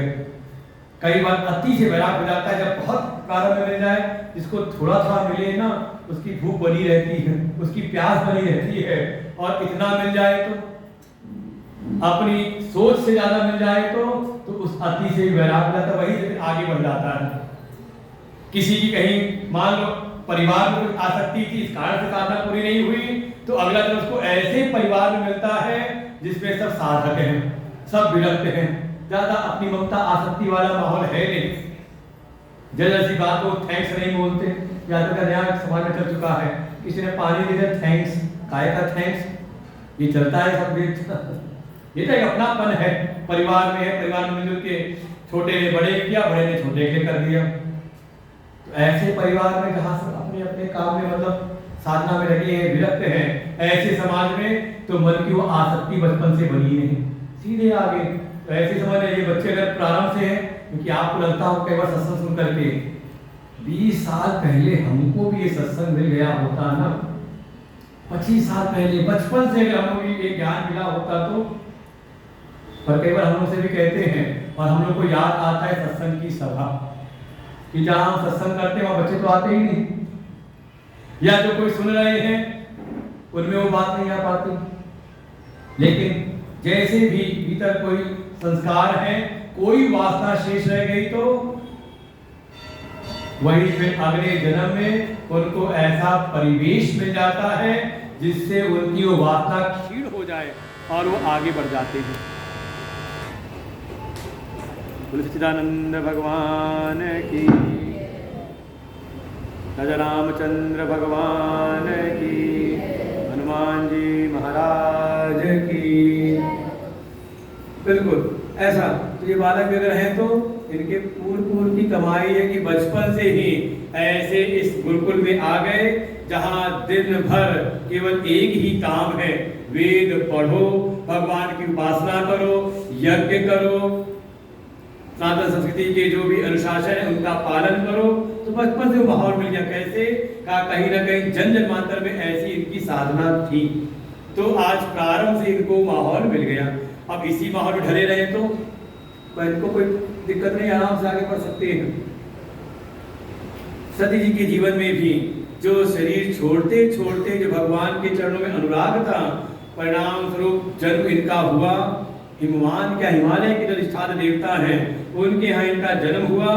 पर्वत की कन्या है तो नाम पड़ा पार्वती, जन्मी पार्वती तनु पाई। और जब से ये आई है यहाँ पर हिमाचल के यहाँ पर, तो लगता है पूरे हिमाचल प्रदेश की जो शोभा है, जो वैभव बढ़ गया। हर प्रकार की वस्तुएं वहां पर हैं, हर प्रकार के फल फूल, नदियों का जल निर्मल हो गया और ऋषि मुनि सब आकर के वहां एकत्र रहने लगे और हिमवान ने भी सबकी समुचित व्यवस्थाएं की। सो वसैन गिरजा नहीं आए, जिमि जनु राम भगति कहीं पाए। बिल्कुल जैसे किसी भक्त को राम भक्ति मिल जाए, ऐसी उसकी शोभा, ऐसी वहां की सारी शोभा। चलने लगा। एक दिन आ गए देवर्षि नारद। नारद आए वहां पर, हिमवान ने बड़ा स्वागत किया और फिर आदर करते हुए अपनी पत्नी अपनी कन्या को भी सामने प्रस्तुत किया और प्रार्थना की कि हे देवर्षि, आप तो त्रिकालज्ञ हैं, भविष्य को भी जानने वाले, तीनों काल को जानने वाले आप हैं, सब जगह आपकी गति है, भगवान के परम प्रिय आप हैं। थोड़ा मेरी ये कन्या है, इसका थोड़ा इसकी रेखाओं के भाग की रेखाओं को विचार करके इसके कुछ जो भी दोष और गुण हो उसको आप विचार करके कहिए। आपको कोई मिल जाए भविष्यवेत्ता तो कई बार हमें सारी समस्या आती, जहाँ जाओ बोलते गुरु जी कुछ बाहर कोई देख लेते हो, आप हाथ पाथ देख लेते हो, और लोग कहते नहीं यही गुण नहीं सीख पाए, बाकी सब सीख लिए। मन में होता है कोई महात्मा का पूछ ले। ऐसे ही सहज भाव से हिमवान ने अपनी कन्या पार्वती के भाग के बारे में पूछा देवर्षि नारद से। कह मुनि बिहसी गूढ़ मृदुबानी, सुता तुम्हारी सकल गुण खानी, सुंदर सहज सुशील सयानी, नाम उमायंबिका भवानी, सबल क्षण संपन्न कुमारी, हुई यही संतत पियहि पियारी, सदाय चलहि करहि वाता, यही तेजसु पइहि पितु माता, हुई यही पूज सकल जग माहि, एहि सेवत कछु दुर्लभ नाहि, एहि कर नाम सुमिरि संसारा, त्रिय चढ़ी हई पतिव्रत यसिधारा, शैल सुलक्षण सुता तुम्हारी, सुनहु जे अवयव गुण दुई चारि, अगुण अमान मातु पितुहीना, उदासीन सब संशय छीना, जोगी जटिलय काम मन, नगनय मंगल वेश, अस स्वामी यही कामिनी, परिहस्त असिरे, सियावर रामचंद्र की जय, पवन सुत हनुमान की की जय, उमापति महादेव की जय, बोलो भाई सब संतन की जय। देवर्षि नारद ने देखा कन्या के हस्त की रेखाओं को, हाथ की रेखाओं को देखा, जान गए। अच्छा मान लो आपको अगर बताना हो किसी का भाग्य, तो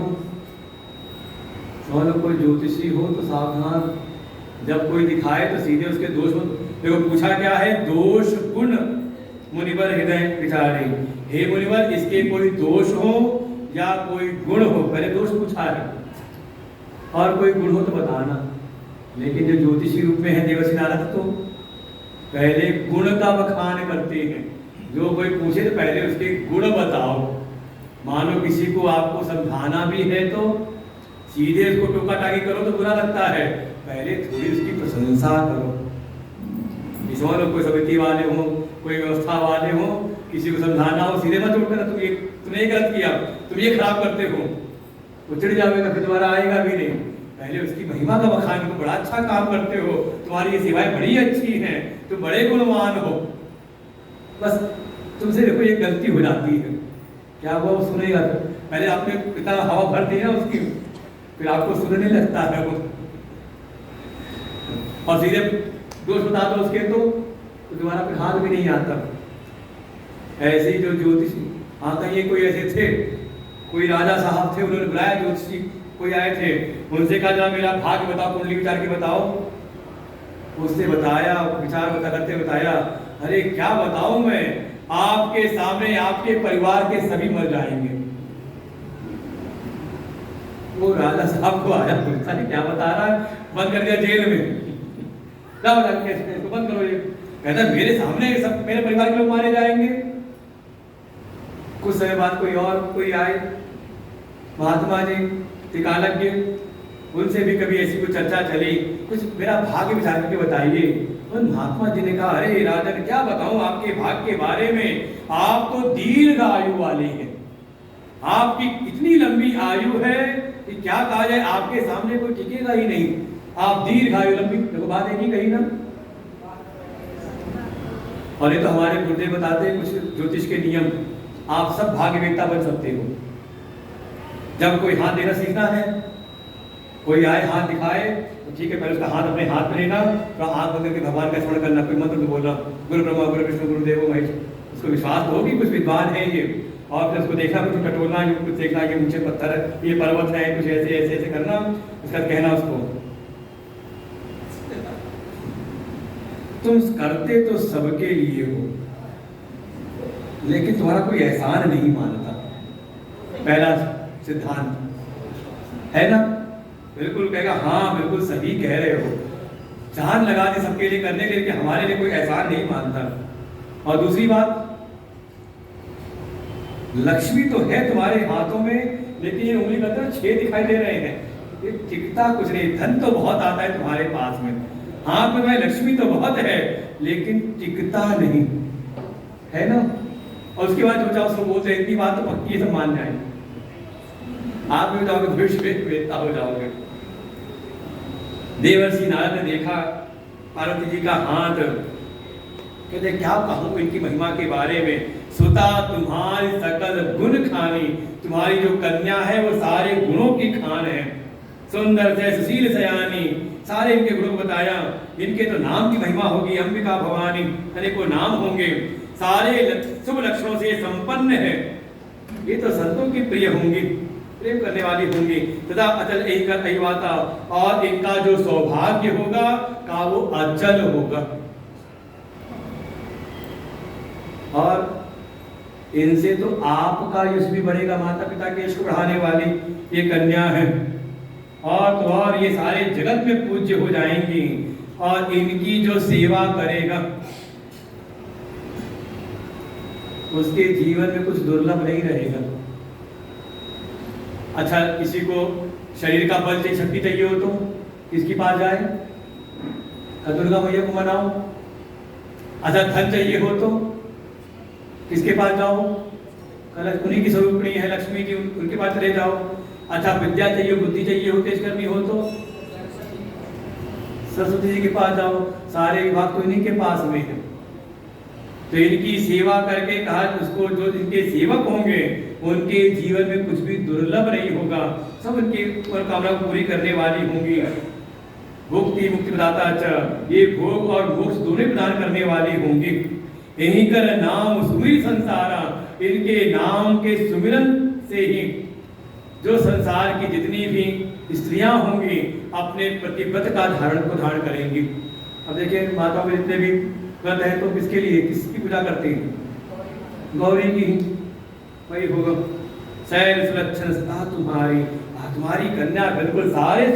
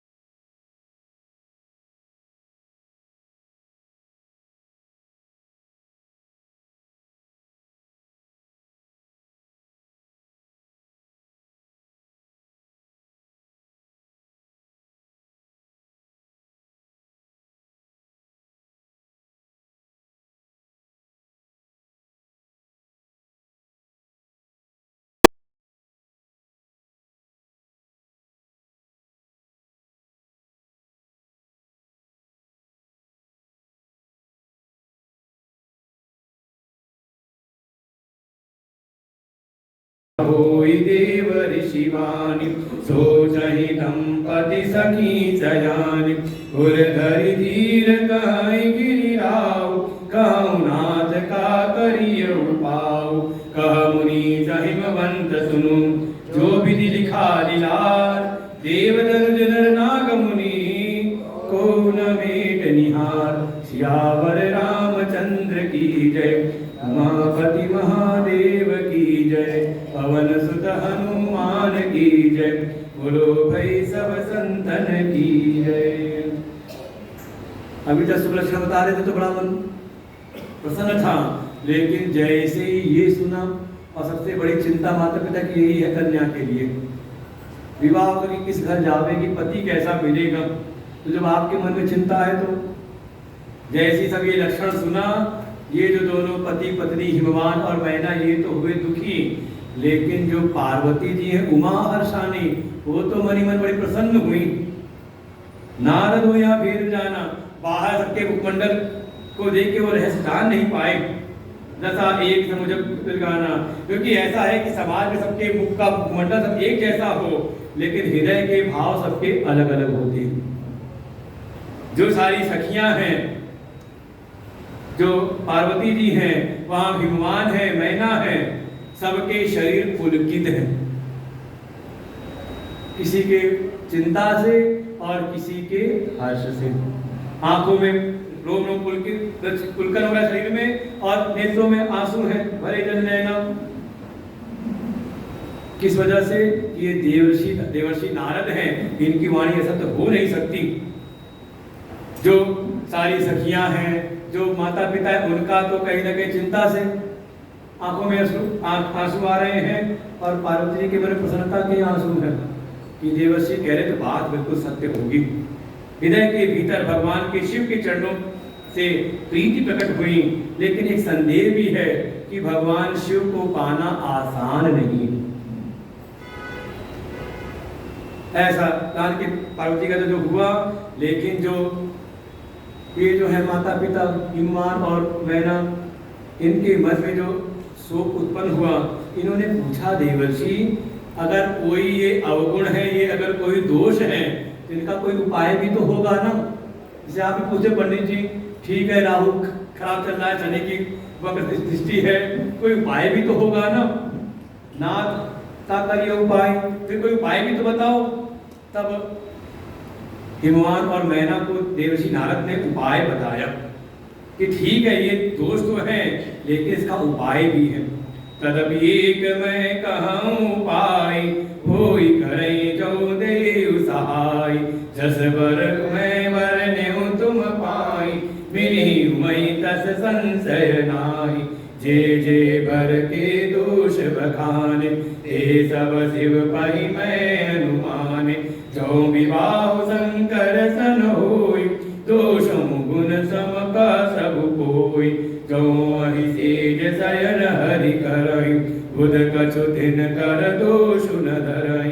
भानु किसानु सर्वरस खाई, तिनका मंद कहत को नाई। शुभ अरु अशुभ सलिल सब भई, सुर सरि को पुनीत न कई। समरथ कहूँ नहीं दोष गोसाई, रवि पावक सुर सरि की नाई। जो असहिषि सा करहि नर, जड़ विवेक अभिमान।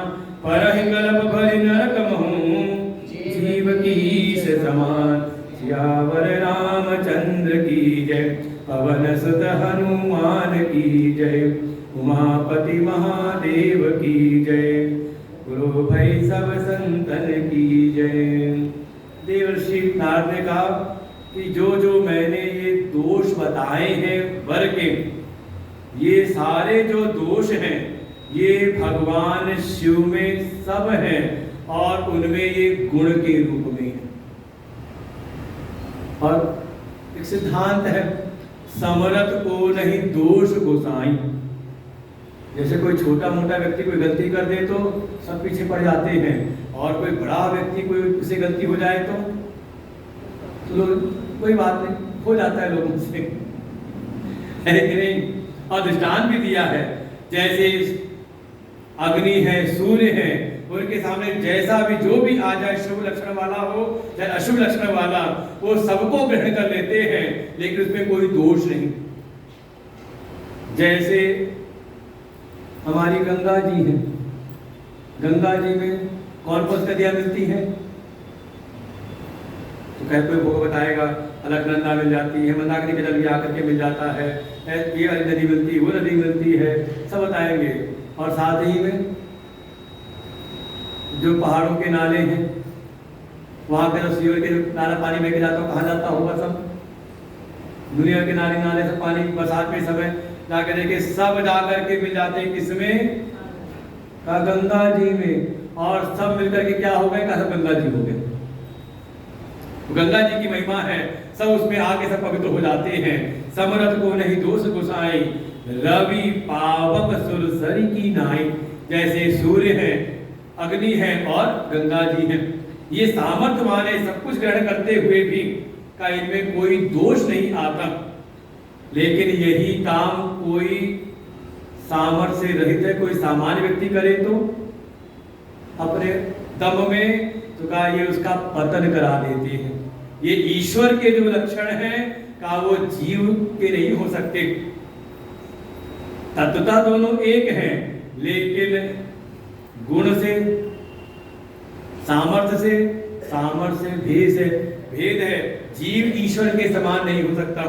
ईश्वर सामर्थ्यवान है, वो जो करे सो उनको चलता है, लेकिन जीव दम भर बना ले कि अब हम भी कोई काम नहीं, हम जो चाहे सो करें, क्योंकि हो जाता है कई बार समर्थ में दोष गोसाई, तो गोस्वामी संकेत करते हैं कि उसका फिर जीवन का पतन होता है। जैसे गंगा जी में आकर के सब नदियां नाले मिल गए तो वो पवित्र हो गई, लेकिन उन्हीं गंगा जी का जल कोई शराब में मिला के पिलाए